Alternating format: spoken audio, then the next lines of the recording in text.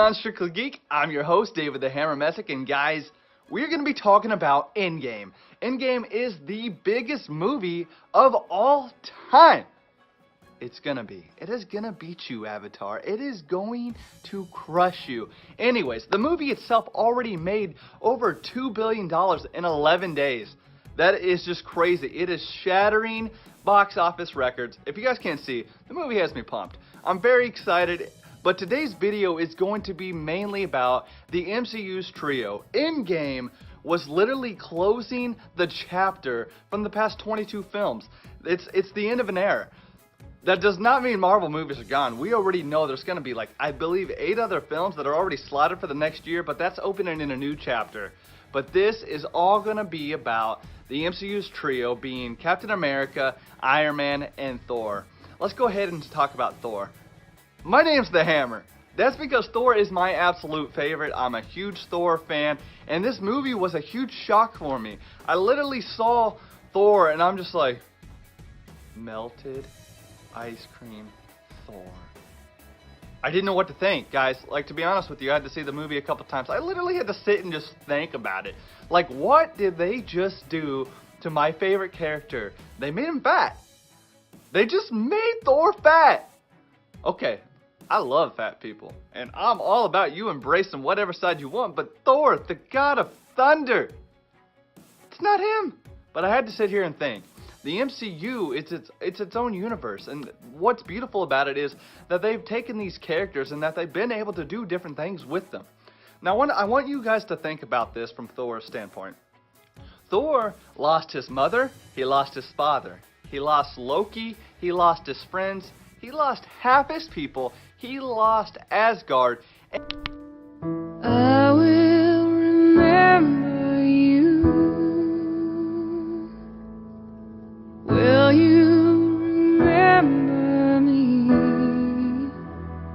And when he did what he thought he needed to do was go to Nidavellir, create Stormbreaker. I hope I pronounced that right. Anyways, get Stormbreaker, was willing to die in order to stop Thanos, and he failed. The dude failed.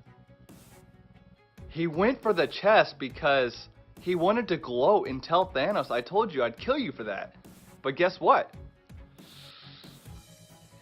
He failed. Well, like Rocket Raccoon says in Infinity War, a lot of people failed. There's a lot of that going around lately. But it really hit the God of Thunder really hard. And he had to sit there and he had to ponder his thoughts on everything he lost. And when he thought he could have saved the universe, he put all that weight on his shoulder and he went into a depression. So this side of Thor, as people are calling him Fat Thor, it was a whole different side. It was a whole different take on him. But what I'm starting to like about this as a character, that you can see, though I don't think this is Thor to me, it's a new Thor, and I'm learning to accept that, is that Thor's arc isn't done. And at the end of the movie, we get to see Thor go, and he gets on the Guardians of the Galaxy ship. And him and Peter Quill, Star-Lord, are kind of going back and forth on who's the real captain. And he even calls it the Asgardians of the Galaxy, which is a hint towards one of the comic books. And which means we might get to see Thor in Guardians of the Galaxy 3. That would be awesome. The reason that I'm okay with this Fat Thor arc is because Chris Hemsworth's time as Thor is not done in the MCU. He's not going out like that. But they created a whole new side to him to where we can see him come back from that. How he's going to come forward from that. And we even got the special reunion when he got to talk to his mom. She tried to talk some sense into him after it didn't work with Rocket. But anyways, exciting stuff for Thor going forward. Let's go ahead and move on to Captain America. Guys, Captain America is one of my favorite superheroes of all time. I'm repping a Captain America t-shirt. Come on. I love the Man in Stripes. This movie, for me, it was very pleasing to end Captain America's time.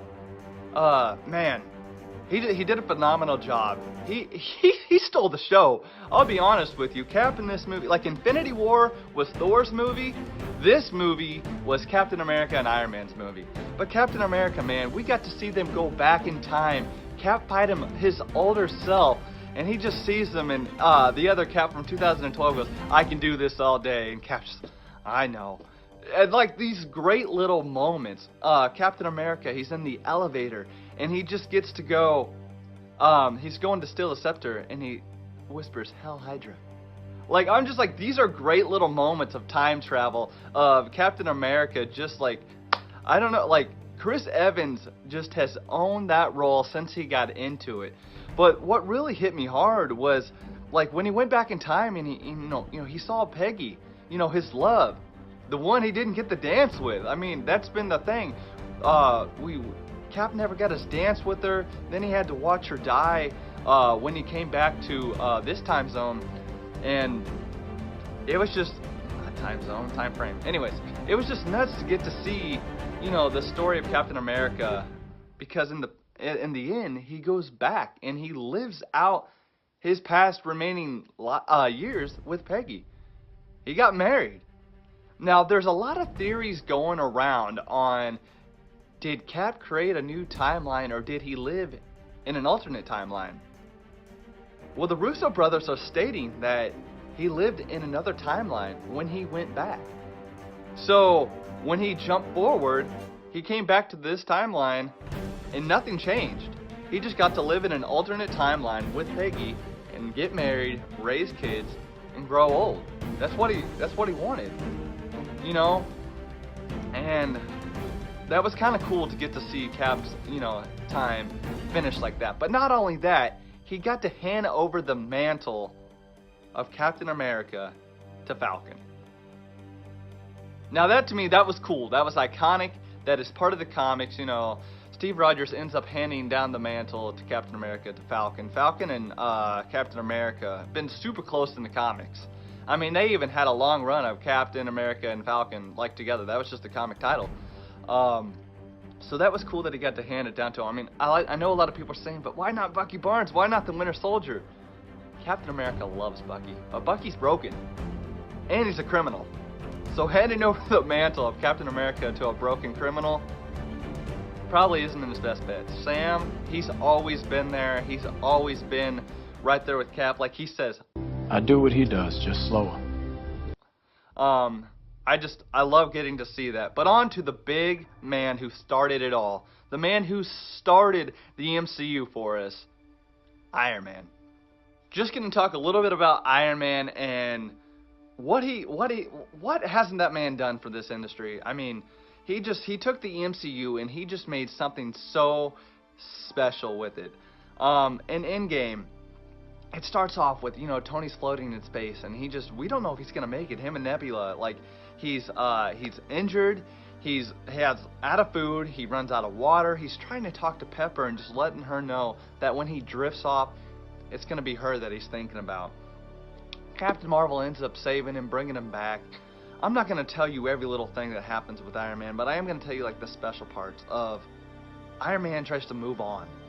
And he does. He tries to take that simple life, and he ends up getting, like, a little cabin house on the water, and he has a kid, a little girl named Morgan Stark, and she's adorable.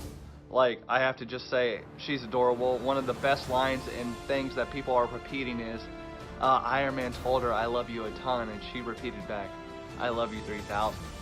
And what's cool is actually Robert Downey Jr. told us that's something that him and his kids actually say to each other. So I thought that was a special moment that was brought into the MCU. Now, Iron Man, he doesn't want to do anything. He just wants to live that life. He feels like he failed. He wants to forget about it, but he can't. It's not who he is. He ends up figuring out the time travel, and he embodies it. He brings the team back together, him and Cap, and they're just... He gives Captain America that shield that, Cap dropped off in Civil War when they were having their disagreement. And that was a special moment. All the fans wanted to see Iron Man and Captain America back on the screen together and being friends. So it was fantastic to get to see them working together, to get to see them being close. But man, let's go ahead and just talk about that ending. Iron Man, he's giving it everything he has. The whole did the snap, they brought people back, and Iron Man took the Infinity Stones and he sacrificed himself. I could not think of a better way to end Endgame than what we got. Literally, that last scene is the best thing that I've ever seen on screen in any comic book movie ever. Now, I'm not going to say Endgame is my favorite all-time superhero movie of all time. I will say I still think I like Infinity War a little better overall, but that last moment was so iconic. And in the comics, Iron Man is actually the first human to wield the Infinity Gauntlet. So it was so cool when he took those stones away from Thanos, and his last line, "I am Iron Man." Man, like, I don't know, that hit me hard. Getting to see Robert Downey Jr. just embody this role and willing to sacrifice his life in order to save everyone. Because if you guys remember back to Avengers 1, Captain America told Iron Man, I saw the footage, "You're not the man to sacrifice. You're not the man. You're a showboater. You do this for yourself." And Iron Man ended up showing everybody that he was willing to sacrifice everything to save the day. And what else is cool about that, talking a little bit, we'll talk about Captain America just for a second, is that Iron Man told Captain America, "There's nothing special about you. Everything about you came out of a bottle." Captain America, in the comics, has been worthy of wielding Mjolnir, Thor's hammer. And he proved that in this movie. Man, I can't, that last ending scene. Iron Man sacrificing everything, wielding the Infinity Gauntlet to save the day. Captain America being worthy to wield Mjolnir and go toe-to-toe with Thanos. It was just beautiful. So what's next? What is next for the MCU? Iron Man's part is done. Captain America's part is done. Captain America stated he wants to be done. Now, Iron Man, you know, you could say they might be doing some future thing with him. Who's going to take over the role as Iron Man? Well, we have the guy called the mechanic, the little boy from Iron Man 3. We saw him at the ending scene of the funeral. I don't think that's a coincidence. I think he was there for a reason. But not only that, we got Rescue, Pepper Potts, and we still got War Machine out there. So, I mean, that we could have any of that going forward. Captain America, it's now Sam Wilson. The Falcon's going to be taking on the role as Falcon. And what's cool is Bucky and Falcon are actually getting a show on Disney Plus come this November. Thor, the God of Thunder, hopefully we get to see him in Thor 4 with some more Tessa Thompson and with the Guardians of the Galaxy in Volume 3. Guys, if you haven't seen Endgame, go watch it. If I spoiled it for you, I warned you at the beginning of the film. Come on, guys. For more geeky content, go ahead and go follow us at Strictly Geek and become home of the Geek Elite.